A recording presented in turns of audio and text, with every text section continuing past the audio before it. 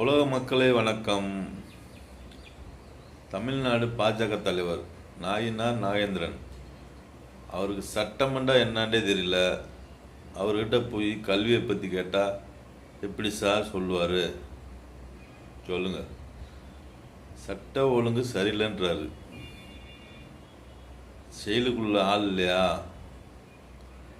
கொண்டு போன மக்களை தண்டனை கொடுக்கலையா? சொல்லுங்க. தமிழ்நாட்டில் பிரச்சனை அதிகமாக இருக்குன்னா எதிர்கட்சி செய்கிற வேலை, சரிங்களா?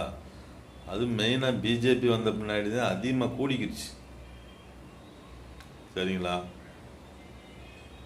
ஒவ்வொரு நாட்டையும் தொல்லை கொடுத்து கவர் பண்ணுது. பிரதமராக இருக்கும்போது, முதலமைச்சராக இருக்கும்போது பிரதமர் ஆகணும்னு ஆசை, பிரதமர் ஆன பின்னாடி முதலமைச்சர் ஆகணும்னு ஆசை. யாருக்கு? இந்த பிஜேபி கூட்டத்துக்கு. கல்வித்துறையில் பசங்க கூடுறாங்க. இதுக்கு என்ன அர்த்தம்? பிஜேபி வந்த பின்னாடி நாட்டில் வேலை வெட்டி இல்லை, ஒரு வறட்சி ஆயிடுச்சு. அடுத்து அரசு பேருந்து ஃப்ரீ, ஆட்டாப்புறம் ஓடலை. எங்கேருந்து பணம் வரும்? எங்கிட்டிருந்து பணம் எப்படி வரும்? நாங்கள் எப்படி இங்கிலீஷ் மீடியத்தில் படிக்க வைக்க முடியும்? என்ன வேலை இருக்குது? என்ன சம்பாத்தியம் இருக்குது?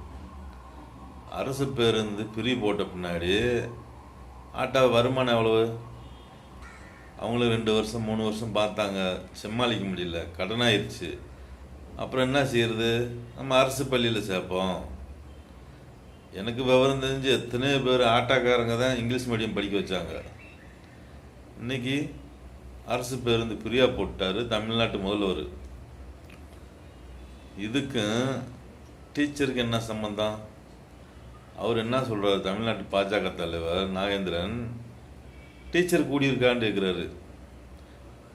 சார், பசங்க வறுமையில் வந்து சேர்க்குறாங்க, டீச்சர் தான் என்றைக்குமே கூடாது. அப்புறம் டீச்சரை பற்றி பேசுனீங்கடா சொல்லுங்கள்.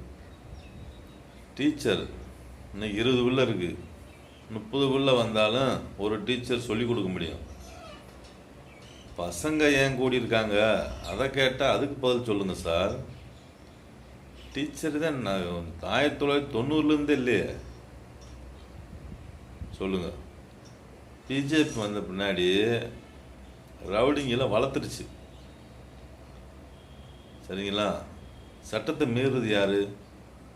பிஜேபி தொண்டர்கள், காங்கிரஸ் தொண்டர்கள், அதிமுக தொண்டர்கள், திமுக தொண்டர்கள். நீங்கள் சட்டத்தை பற்றி பேசலாமா? சொல்லுங்கள் சார். சட்ட